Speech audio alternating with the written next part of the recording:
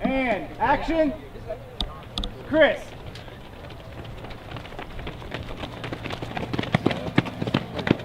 Okay, cut. All right, alt. Two more. I took a commercial photography class from a guy that's still a friend of mine. And we went to his studio and he set up the lights and let us shoot, real models.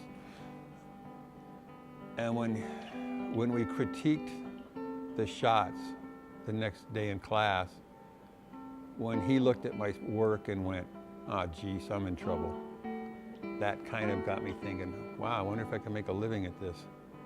And I was about 25 when that happened, 26. And when I was 27 or 8, I got run over by a truck one day and I had to quit my construction job. And my friend that was in the class with me said, "This is an omen." He goes, "We're photographers now." And that's how we started. We just said, okay. We started out shooting models, composites, hitting all the ad agencies in Phoenix. Our first year, our combined income was $1,200. We made a point of one of us had to be dating a bartender so that we could get drinks and go to happy hour and eat. But it went from there up to a lot of years doing really well. Advertising, I'm in the business of creating a need so people think they need something and then filling that need. My job is to take pretty much anything and make it look desirable.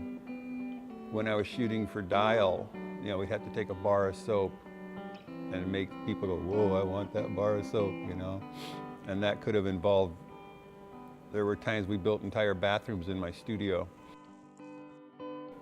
I think the way I started worked because it was like 1976 or 78 or whatever it was, and it was a whole different world back then. Now, it's different now. I mean, pick an area, pick wedding photography. I have a lot of friends that shoot weddings, but the last time I checked, there's like 150,000 people in this country claiming to be wedding photographers now.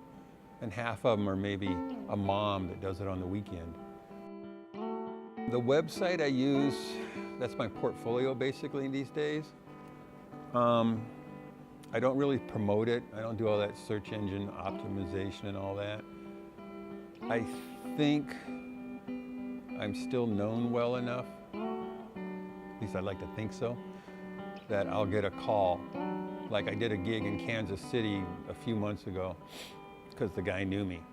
And he goes, "We've got a 4-day shoot, you want to fly out and do it?" And I was like, "I'll drive out," and we did it. I'm working on one right now in Salt Lake City, where I might go there for a couple of weeks and shoot. You just never know. I'm doing a shot tonight for a company in Australia that the guy saw a photo I did 8 years ago and goes, "Oh, who did that?" And they tracked me down. I think 95% of my work is word of mouth. Like I had one ad agency that continually flew me around the country to photograph like some governor or some mayor or some car salesman or whoever the heck I had to photograph. I used to shoot a lot in Chicago.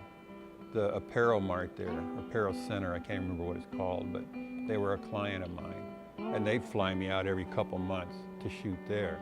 I had clients on the West Coast, so I was always going somewhere. Same thing, maybe point your legs off the other way and then turn your face into the light kind of. So I think having been able to make a living for almost 40 years doing exactly what I want is pretty cool. I think that's my biggest accomplishment, is that I've done what I've wanted for, 2/3 of my life. And I'm going to keep doing what I want until I fall over dead one day. I think the photography is more about the feeling than the technical aspect of it. Like the cameras and stuff are tools, but it's the feeling. You want someone to look at your image. And I don't really care if they like it or don't like it. I just care if it evokes something, you know, so they don't just look at it and they're indifferent and they walk away. I want them to look at it and go, whoa, something.